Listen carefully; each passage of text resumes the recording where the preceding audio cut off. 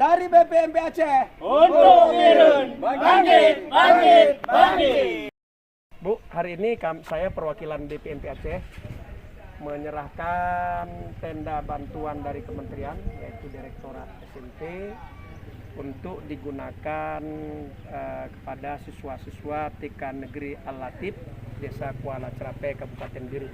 Semoga bisa dimanfaatkan. Kuala Cerape sangat mengharapkan karena lokasi rumah sekolah sudah rusak dan membutuhkan lokasi lahan baru.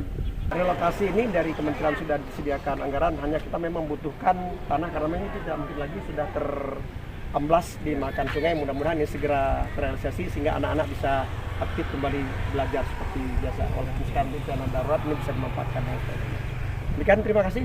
Mudah-mudahan Allah ridho apa yang kita lakukan pada hari ini. Assalamualaikum warahmatullahi wabarakatuh.